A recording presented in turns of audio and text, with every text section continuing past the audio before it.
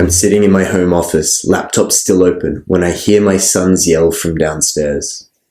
He wants attention, but his mother is preparing dinner, so he's acting out to force her into giving it whilst calling out my name to come play. I earlier said that I would, but this task needs to be completed. I look at the screen, then out the window, and a familiar tightness arrives in my chest. It's the sensation of being pulled in two directions, knowing that whatever I choose, I'll feel like I'm failing somewhere. The promise of work-life balance is that with just enough skill and timing, you can keep all the balls in the air.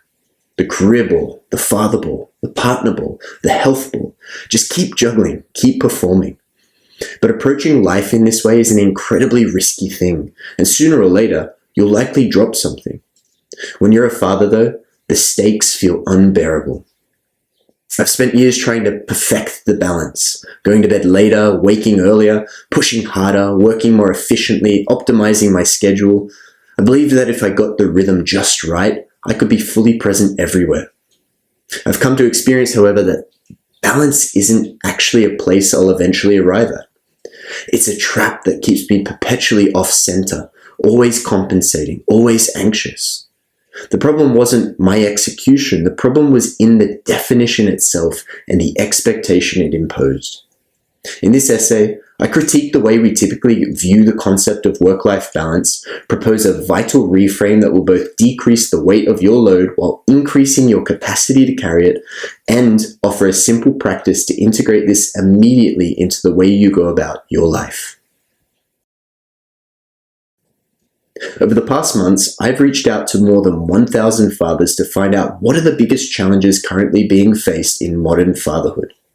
Of the replies, there's one word that comes up again and again: balance. Modern dads are struggling to meet all of the expectations placed upon them, from society, from their partners, and from themselves. The simple framework of provide and protect no longer does justice to the role fathers play in their families' lives. I've discussed this at length in my previous essays, in particular, Fatherhood as a Practice and A Father's Practice. Not only do men need to perform both the traditional and modern roles of a father, but we must also ensure we find the way to just balance it all. Work-life balance as a concept has been around since the 1980s, with roots stretching as far back as the 1930s. Yet despite decades of conversation, we're more stressed than ever. The technological advancements that were supposed to make work simpler, such as email, messaging apps, video conferencing, remote work, have instead meant that we carry the office in our pockets, ensuring we never miss a beat. On top of that, since the era of COVID, more and more of us have found the freedom to work more flexible hours and to work from home. Retrospectively, this has been both a blessing and a curse, blurring the lines between work and home until they're nearly indistinguishable. The result is an utterly exhausting mess, an additional burden that the father himself needs to work out. Why does it feel impossible to reach this holy grail of perfect balance? Because it's a fantasy. The fluidity of life, both the big events and small disruptions, mean you can't simply shut off work and personal time like hot and cold taps on a faucet. Consider the last-minute project that bleeds hours into days, or the sick child who needs your care while your task list ceaselessly grows. Life doesn't respect the boundaries we try to draw around it. The metaphor itself carries an inherent flaw. Balance implies equilibrium, a static state where competing forces are held in perfect tension. Yet life is anything but static. When you're a man who has a high standard to live up to, committed to success in your business or career, being an engaged and loving partner, and showing up fully as a present father, the competing need for your attention is extremely high. The pursuit of a perfect state of equilibrium in such a dynamic system is impossible. And the constant failure to achieve it creates its own particular kind of suffering. The sense that you're always behind, always letting someone down. Perhaps you can relate. Perhaps there are certain areas in your life where you feel you are failing to find the idealized perfect balance. The more fathers try to achieve perfect balance, the more psychological strain they experience. The framework creates an impossible standard, then we blame ourselves for not meeting it. We internalize the failure, believing that if we were just more disciplined, more organized, we could make it work. Constantly fighting to reach perfect balance is at best a momentary victory and something extremely difficult to maintain. It leaves us feeling drained or sometimes desperate. I'm not achieving enough at work, so I must be losing my focus. Or I'm not spending enough time with my family, so I'm a terrible father. Chasing this mythical balance causes endless frustration, an internal war that nobody wins. The deeper problem is what the pursuit itself does to our presence. When you're operating from a fixed mindset, you're never fully anywhere. At work, part of your mind is calculating how this meeting will cut into family time. And at home, part of your attention is processing the email you just read and compiling a response. And often, the very foundation of it all, your own health and well-being, are not even part of the equation.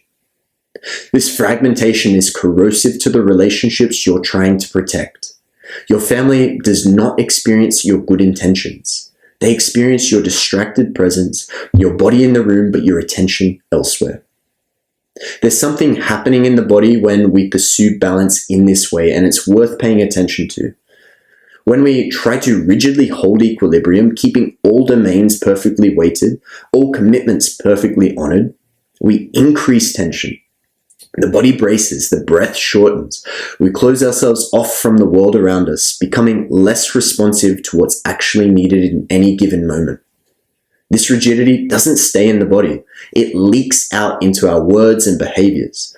We become inflexible with our families, snapping when plans change. We become brittle at work, unable to adapt when circumstances shift.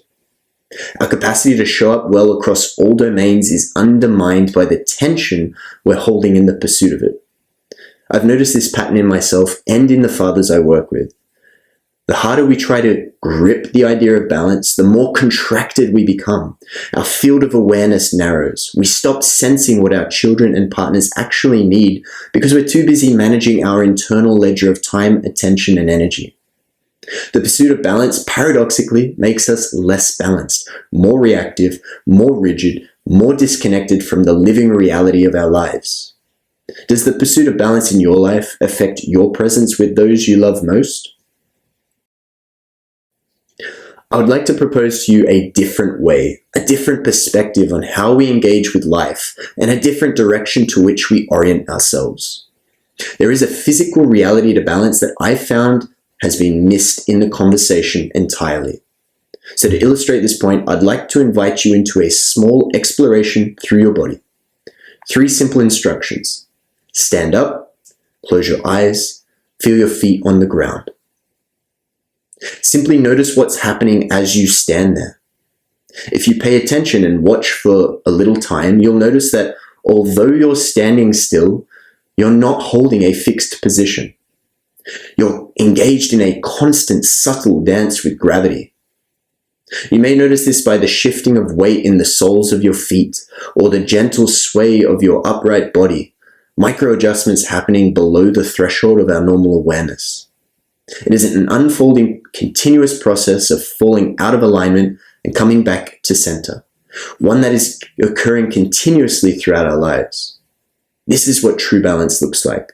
Not rigidity, but dynamic responsiveness. Not holding a fixed position, but continuously adjusting to the forces acting upon it. Rather than trying to live in alignment, it's a process of living into alignment. The body knows this instinctively. A rigid body falls over. A responsive body stays upright precisely because it's willing to move, to shift, to adapt.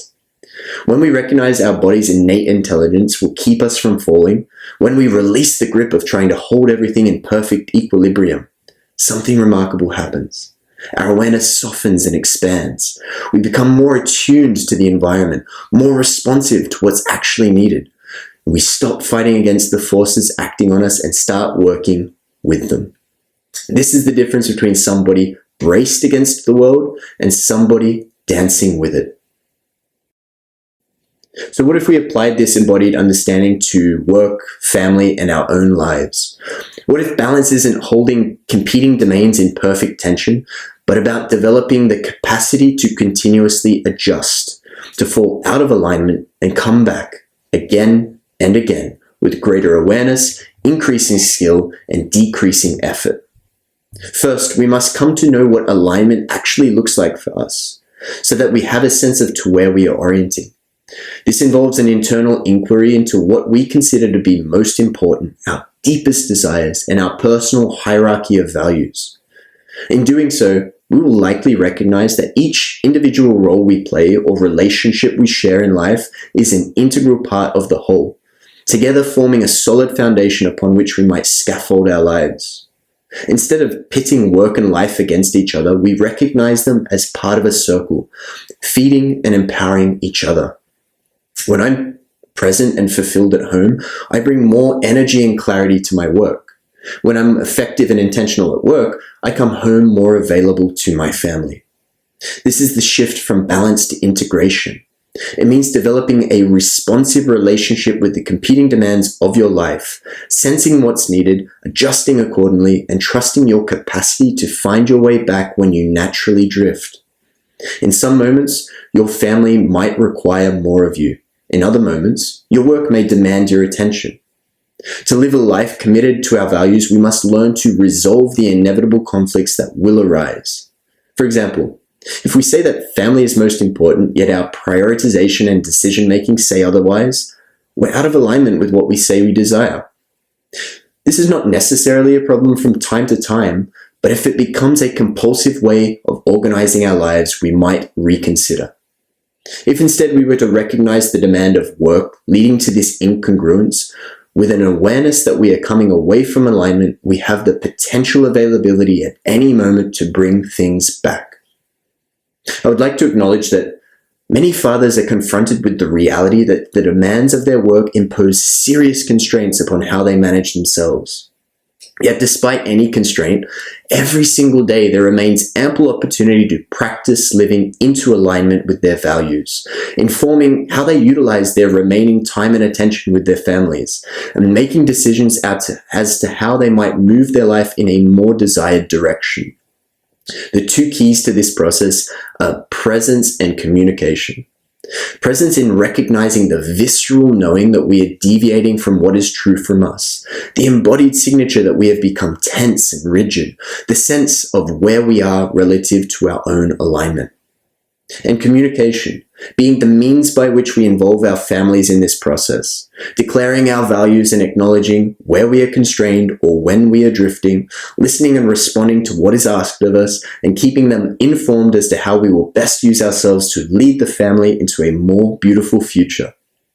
You are one person with one set of values, one nervous system, one life. But you are also a family system, a set of shared values, a co-regulatory nervous system, a shared life together. The presence you cultivate with your child is the same presence you bring to work.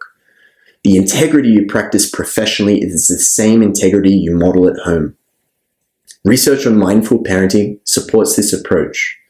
Fathers who practice present moment awareness, who can regulate their own emotional states and respond with attunement rather than reactivity, raise children with better emotional regulation and greater resilience. We become maximally aware and responsive to what's actually happening, rather than rigidly executing a predetermined plan. Now that we understand integration as a concept, the question becomes, how do we actually live it? The answer is in cultivating greater presence.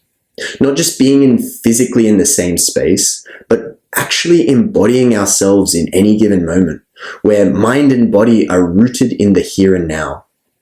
Whether we are at work or at home, the question is the same. Am I thoughtfully focused and present in what I'm doing? Am I here and now engaged in what is happening? Or is part of me elsewhere, mentally preparing my work to-dos while my son tells me about his day? The rollover effect of presence is profound. When we are fully present at home, we don't carry guilt into the next day's work. When an unexpected project demands our evening, we're not preoccupied with self-judgmental thoughts. We're clear and focused, which allows us to complete the task faster and return to home more satisfied. And likewise, when we are able to be more present with our work, we can more effectively transition into life at home. When we choose to spontaneously spend the afternoon in play with our child, we're not stuck measuring the opportunity cost. We're far more able to relax and soften, allowing us to actually enjoy the moments and memories we are creating. For those familiar with my work, you'll know why I strongly advocate for embodied practice. In particular, regular moments to check in with oneself. Before making decisions about how you invest your time, energy, and attention, pause. Suspend the impulse to keep going. Notice how your body makes contact with the ground beneath you, the natural rhythm of your breath. Listen. What is your body telling you? Is your body gripped with tension or enclosed? Or do you feel open and receptive? Are you operating from depletion or genuine capacity? As you consider your options, is there only one choice or many alternatives? Does one of them call to you more in this moment? The objective here is not to be ruled by these signals, but to be informed. There are certainly tasks that require our attention that might not necessarily invite us into them. For example, I've never felt called to do my taxes. But there are also moments where my compulsion to complete an unfinished task at work may lead me to unintentionally missing moments with my son, when the truth is, I could pick the task back up tomorrow. Integration requires that we stay connected to our bodies as a compass to be informed by what we and the circumstance actually needs. The body doesn't lie. When I'm living out of alignment, my body provides subtle indications of this. I know it by the way I hold myself. I can sense it in my posture. It feels as though I'm forcing myself to stay upright, tense across my shoulders and chest, bracing myself forward. My facial tension increases. It's like I'm gritting my jaw to get through, and my peripheral vision closes a little. I lose connection with the ground, feeling less stable and more likely to topple over at the slightest indication that my plan is disrupted. Conversely, when I'm living into alignment, my posture is upright but at ease, not forced, shoulders away from my ears. My breath is gentle, my eyes soft and wide, my jaw feels relaxed. My center of gravity somehow feels lower, like something within me is more closely connected to the ground, and this brings a sense of stability and security. As I describe these embodied signatures, you may find some correlation with your own experience. Again, perhaps you'd entertain me a brief exploration. For a moment or two, perhaps you can try on the two postures I've described, and as I do so, consider the following. From which positions do I feel more responsive? From which do I feel more reactive and impulsive? From which position do I feel more capable? From which do I feel the unnecessary effort and strain? From which position am I more likely to pursue the life I desire, to speak, to make decisions, and to take actions towards that? Once we've gone through this process, we are far better positioned to genuinely choose what comes next, rather than being trapped in the compulsion of habit. Either we adjust what we're currently doing to be more in accordance with our values, or we adjust ourselves in relation to the task at hand. This is beyond just black or white thinking. This choice is not this or that. There are many shades of possibility that exist in between. For example, perhaps that project that's running past its deadline and you're feeling the strain to get it done, you could blindly keep going, as habit might direct you to. You could notice the embodied contraction and decide to simply stop, or you could consider your other options. Perhaps that could mean honestly communicating with your family as early as possible that the project needs your attention, whilst taking time to openly speak with your child and promising that tomorrow you will prioritize a playful adventure. By honoring your felt experience and communicating, you may find freedom from guilt and greater presence to actually get the things done in less time. Or perhaps it means setting firmer boundaries with your business partner or employer, that the current task is not more important than being home on time for dinner. The solution may be to pick it back up again that evening or to come in early the next morning, knowing that you've prioritized and adjusted whilst also creating a precedent for future expectations. Whatever we decide, at the very least, the moments that come next will come from a place of presence and agency, which will make all the difference. Integration is a practice, something you return to through a rhythm of intention, action, and reflection. The same rhythm the body uses to maintain balance in gravity. Fall out of alignment, come back. Drift, correct. This is the process. The structure I've found most useful for applying this perspective is through the weekly review. So allow me to propose a reframe and an inversion to the typical way you might go about your business and your day. All you'll need is a quiet space, a sheet of paper and pen, your calendar, and your attention for no more than 15 minutes. I'm confident you'll get more done in less time with greater ease toward the things that actually matter most. The practice consists of 3 movements. Number 1, intention. First things first, let's identify the things to be done. Consider the week ahead. What roles are you required to play? Perhaps father, partner, entrepreneur, employee, community member, etc. Don't forget to include a category for yourself here. Then choose just one small meaningful action for each role you're intending to play. The task should be something outside of the regular weekly doings, something that will be actually an investment into each role that will help progress and improve things, the kinds of tasks that never seem to come up as the priority. Check in with your body. Do these intentions feel realistic to be achieved in the week ahead? Number 2, action. Next is to ensure that we actually get these things done. So take out your calendar and schedule all prior meetings and commitments. Then allocate time to all of the above intentions with the same seriousness you'd give to any important meeting. You may already find that you need to adjust your expectations or commitments. Resist the urge to add more at this stage, even if your calendar looks spacious. Number 3, reflection. This is the part that will set you up for greater and greater ease into the future. Be sure you add to your calendar the next weekly review. Schedule it on a day and time that feels light and spacious, where you're free from stress and to-dos, and more likely to have perspective and be creative. For me, that tends to be Sunday afternoons. This meeting is going to be locked in place every week moving forward. This is time for reflection, learning, and realigning. Consider what happened and how you went. Notice what felt good and what felt bad, where you felt aligned and in flow, and where you felt stuck or fragmented. What lessons did you learn from the week? How does that inform what you will set as your next goals? And a hint, if you're not making any adjustments, you're probably not paying close enough attention. And then close the loop and set your intentions for the next week ahead. Again, gut check with how you feel about the new plan. By bringing your body and mind into alignment in the pursuit of your goals, you decrease potential friction and increase the likelihood of actually attaining it while enjoying the process.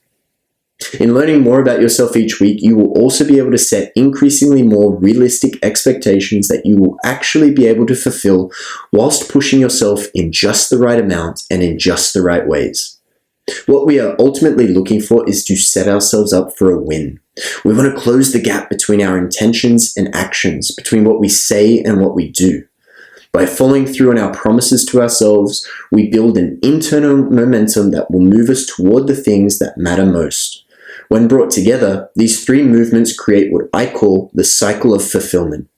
This cycle ensures that all the roles we play are given the attention required to grow and sustain them. The key insight is that integration happens through small, consistent adjustments rather than grand sweeping actions. The transformations in your work and relationship come through commitment to showing up again and again. To be clear, just because I propose a simple framework doesn't mean everything will now go smoothly. Life is inherently unpredictable. What integration offers is a different way of responding when things become chaotic or fall apart. Like the body, adjusting to an unexpected push, you develop the capacity to absorb disruption, find your footing again. Just a few months ago, I found myself caught up in one of life's storms. I had taken on some ambitious goals in my business, ones that I was confident would take things up to the next level, both in financial success and therefore in provision for my family. Along with the ambitious goals, however, came some unrealistic deadlines. Simultaneously to this, my son's second birthday was getting closer and closer on the calendar. We had decided to host him a birthday party, and there was much planning and preparation to be done. Something you may not know about me is that I have a tendency to overcommit and be beholden to high self-imposed expectations. I tried to do it all. But under the weight of competing pressure coming from all directions, I had to confront reality.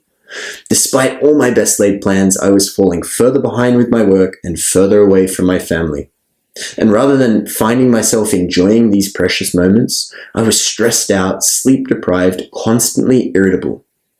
The realization that I had fallen out of alignment with my values eventually came to hit me like a slap in the face, and the wisdom of the practice took over.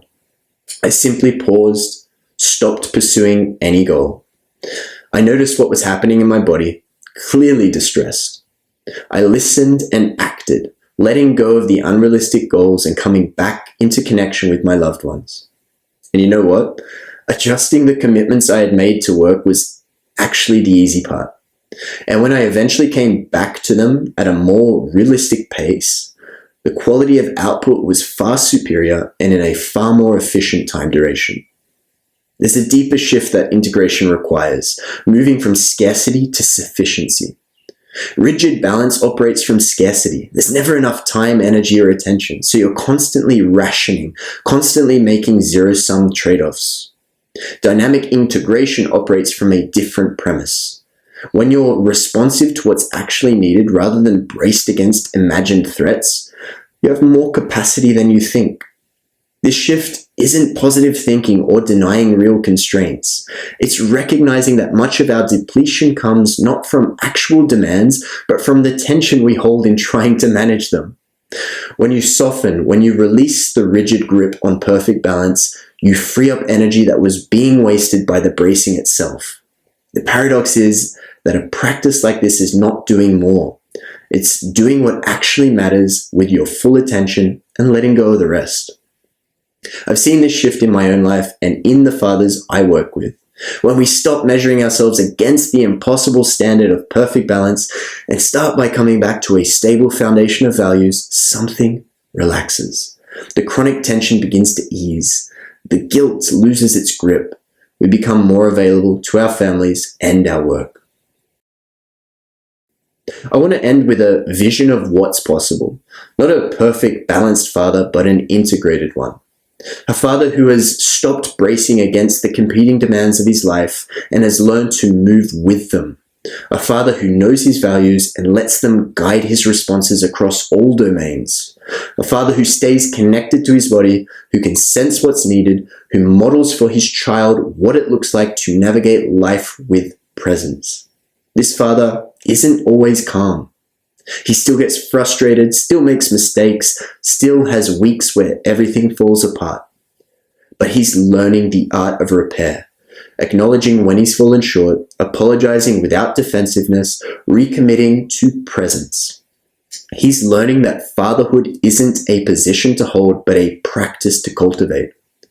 The invitation is not to achieve work-life balance, but to release the rigid pursuit of it. Stop bracing. Start responding. Recognize that the stability you seek is not found in perfect equilibrium, but in a willingness and capacity to continually adjust, to move with the currents and storms of life, not in resistance to them. Your child is watching. They're learning from you, not just your words and intentions, but your decisions and actions, and they are feeling you far more deeply than that, resonating with your state and how you do the things you do. What do you want them to learn? That life requires rigid control, where something always has to give? Or that it's possible to meet the world with grace, responsive to what's needed, present to what matters? Your practice matters more than you know. In my conversations with fathers, I've come to learn that work-life balance is a subject that comes with a lot of baggage. Many men feel they are either sacrificing their dream, their family, or themselves. I'm here to tell you that you can have it all. Just not all of it all at once right away. What you need is a practice to help you navigate your way and consistently move towards the fulfillment of all you desire. The art of fatherhood has been created for just this purpose. If you're a father who would like to bring more harmony to your home and headspace without giving up your ambitions or sense of self, let's have a conversation. Wishing you the fulfillment of all you desire.